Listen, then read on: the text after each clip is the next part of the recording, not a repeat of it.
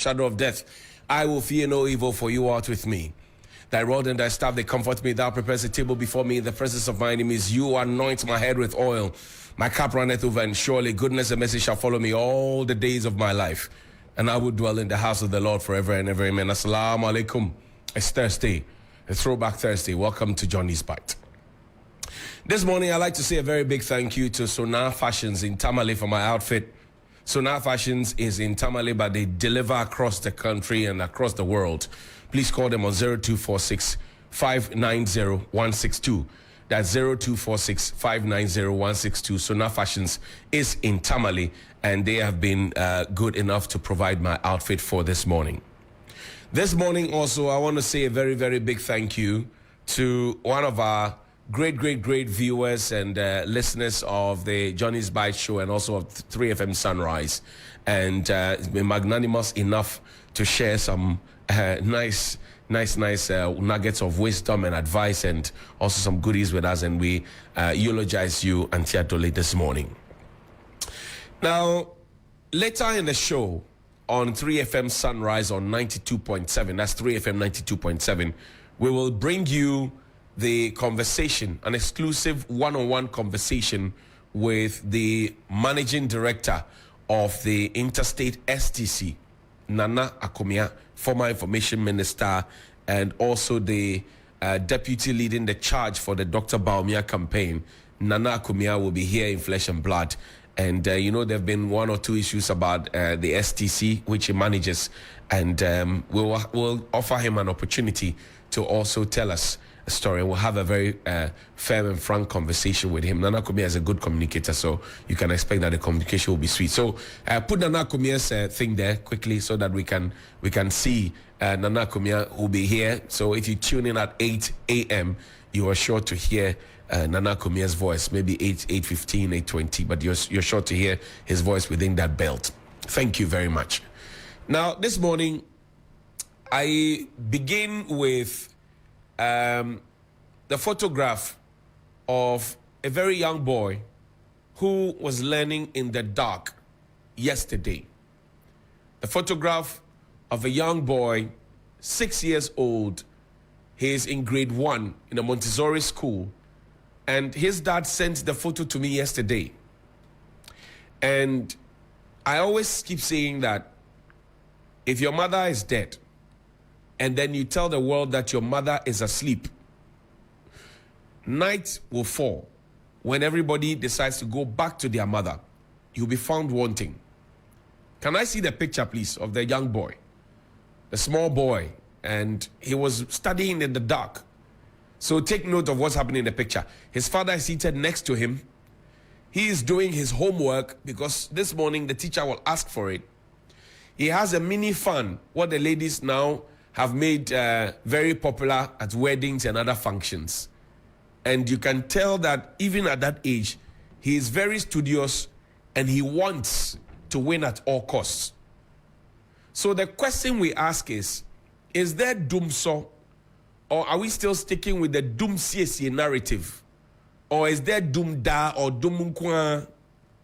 Because I mentioned to you that at the Bostal, right, the Senior Correctional Center, what do you people call Abofraboni at cantonments, the lights keep going off, and they are keeping people who have offended society and have to be under lock and key to be reformed. The lights go off there. That is supposed to be a security zone. And that's why I asked the other time, how do we define a security zone? Do our senses for the definition of a security zone only come up alive when people want to demonstrate? Our senses for what qualifies as a security zone only comes up alive when people want to demonstrate. That's a small boy. Let it sink in that each time the lights go off and you try to explain things away, this small boy and many other small boys and small girls and younger people who want to go to school, who want to learn, they have committed no crime. This is the stress you put them through, aside the heat. This is the stress you put them through, aside the heat. And when you treat young people like this, they will grow up, and what kind of patriotism do you want to get from them? What kind of patriotism do you expect to get from them? What kind of patriotism? There's a short video on Dumso, right? It has a minister for communication, MP for Ablekuma West, and our vice president, Dr. Baumia. One was at the 5G event, the controversial 5G event. Another was at another MPP event. There's something that happened. I'll show you. But before then, I am shocked and very, very shocked and utterly shocked that a prominent hotel, Ghana's first 5-star sleeper, Labadi Beach Hotel. They are supposed to be a beach hotel, but the beachfront of the first 5-star hotel in Ghana, Labadi Beach Hotel, they are a beach hotel, but the beachfront doesn't belong to them. And guess who is laying claim to the beachfront of Labadi Beach Hotel?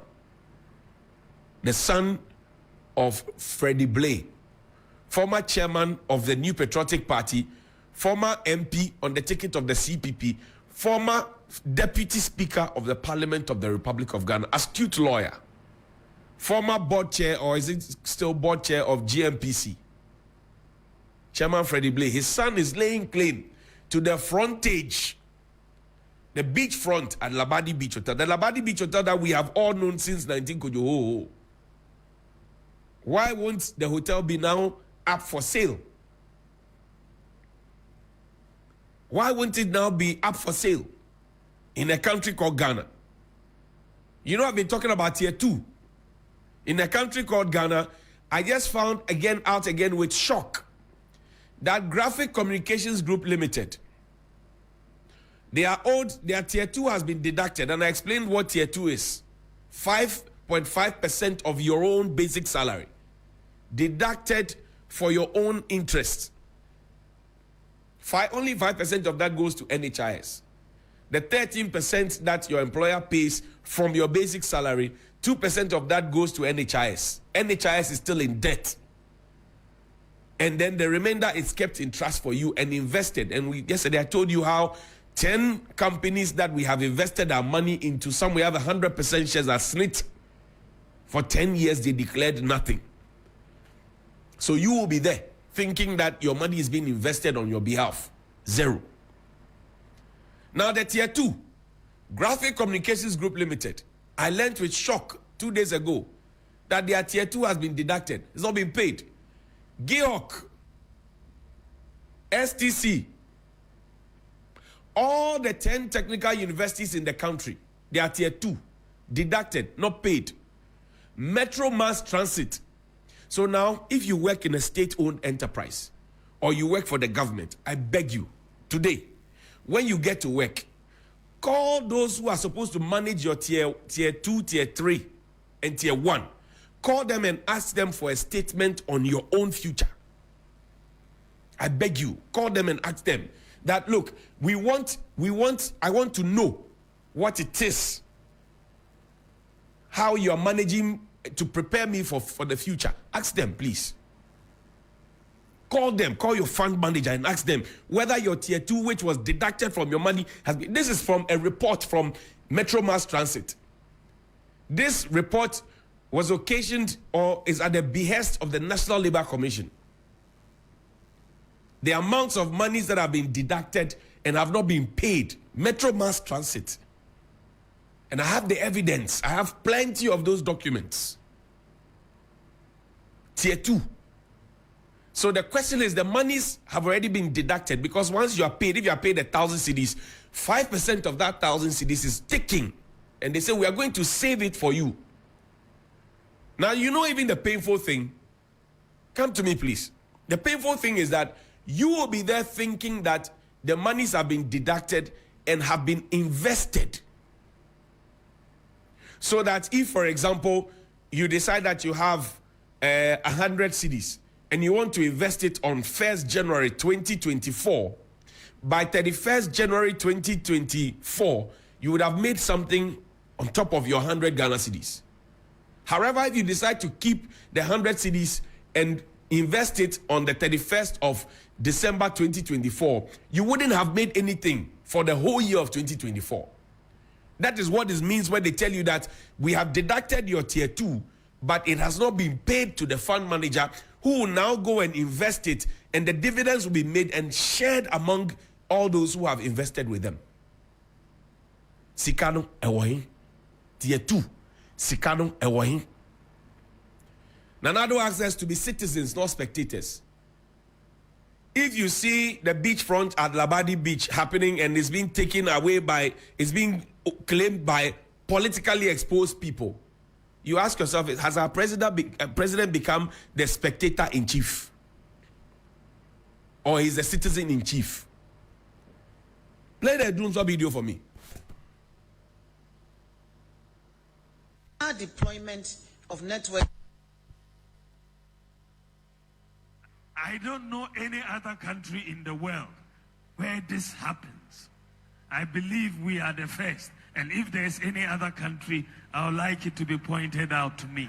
But we are the first in Africa to do so, and I believe we are the first in the world. That you are getting both the birth certificate and the national ID at the same time, because we have linked the databases. Now, what is going to happen is that we have now covered the babies. From the 17th of this month, we are going to start going around to the schools and issue Ghana card ID numbers. Now covered the babies. From the 17th of this month, we are going to start going around to the schools and issue Ghana card ID numbers. When you tell people that the lights are on and you play politics with the light, when you are busy campaigning, the lights will go off. And the youth in that meeting, predominantly NPP, or maybe all of them NPP, they started laughing. They say, hey, and they started laughing. The vice president was pavilioned in darkness. Was enveloped in the darkness that they say doesn't exist. Start the video. Let's see the reaction of the Minister for Communication. She started suddenly scratching her neck. Meanwhile, in opposition, she said she curses John Mahama each time the lights go off. Who do we curse now? And you see where that's where the insults started from. The insults. I don't subscribe and condone to insults. But that's where I see. The minister is scratching her neck. No, take it back. Let's pause there when it gets there. See, the lights go off. The minister starts scratching her neck. It's embarrassing. It is shameful. Very, very embarrassing. If we have a problem, we need to solve the problem and not explain the problem away. Don't play with energy. Don't politicize it. Don't politicize a Greek. Don't politicize security. Don't politicize economy. Don't politicize health. I've been talking about it and saying it over and over again. But we have been politicizing it, and this is what we get. Public shame and embarrassment. Now, lately people talk about the fact that the prices of food items are expensive. Tomatoes, onion, pepper. People say the prices have been shot into the roof. There's a video of the president at the State of the Nation address in 2021, where he bragged and told the whole Ghana that we are a net exporter of food because of planting for food and jobs.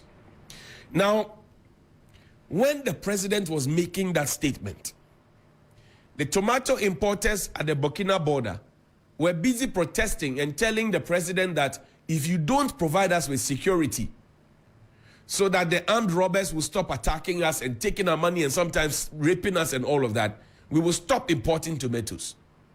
The president instructed Mr. Kandapa, and Mr. Kandapa went and provided security for them. So it is a case of Ajana 1, Ajana 2 in Parliament, falsely injected into the record in the Hansard, is that we are a net exporter of food because of planting for food and jobs. And then on that same day, Within that same period, the president now instructs his national security minister to go and provide security. And he comes back with feedback to say, I have provided the security. So the question you ask is, what we spoke about in 2021, and the fact that we were told last year that we are not planting enough, we are not harvesting enough, if we don't take care, we will have food crisis. We said, no. Even the statistical service came and told us about our food inflation. No. We defended everything. Today, when we all go to the market, we feel the pinch. Here's the president. Listen to him. In 2017, it appeared to some like the same old refrain when we said farmers and agriculture would get the highest priority. But we can see the difference it makes when a government treats farmers with respect and spends resources and expertise on agriculture. We have seen the dramatic turnaround of our agricultural fortunes due to the progressive policies that have improved the living standards of farmers in the country. The excellently executed policy for planting for food and jobs has laid the foundation for the agricultural transformation of our country. We are able to say that our country is now a net exporter of food, and we no longer have to import basic foods like plantain and tomatoes. All be lie. Naskam, just 2 days ago, I showed you how much mango we have imported into this country. No be me talk, statistical service. Those who sell the tomatoes, when you get there, they tell you where the tomatoes have come from. Pepper, they tell you where it has come from. Onions, they tell you where it has come from. Even common kotoge and yemadie. When make some noise, what's his name? The Gabon president. Make some noise. I want you to make some noise. When he started talking, they told us how kotoge importation was going to be affected. And yet we have sunk so much money. That's what Dr. Ismail Yamsi said. We spend so much money on planting for food and jobs, yet we can't find the food. We cannot find the food. Every day talk, every day talk, every day talk. Me, I work in private sector. I don't collect your tax. The people who take your taxes and continue to impose further taxes and even put a threshold on your e-levy and now decide that your e-levy will have no threshold. So even if you send 20%, they will deduct e-levy from it. You have to be asking them questions. That, Mr. President, when you made this claim in Parliament at the time, we were still importing food and there's record to show. Today, as we speak, the situation has worsened. How do you go to the market and buy 4 pieces of tomatoes for 15, 20 cedi? How do you do that? In a country where we have arable lands, tomato takes 3 to 4 months to gestate. How do we do that? How did we get here? How? And then we are still proud and bold and talking. And all we are focused on is breaking the AIDS. The people are hungry. Break the hunger. Break the hunger of the people. Because everything is going up. Electricity is going up. Water is going up. LPG is going up. Fuel is going up. Food prices are going up. Their salaries are coming down. Break the hunger.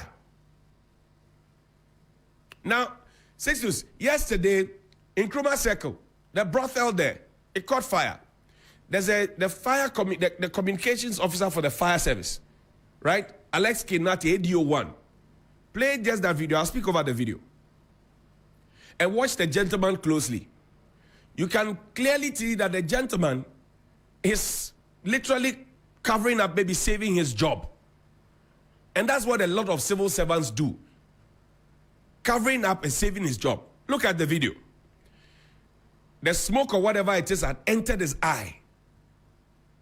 He keeps twitching his eye, right? And this is injurious to his health and the other firemen who are there.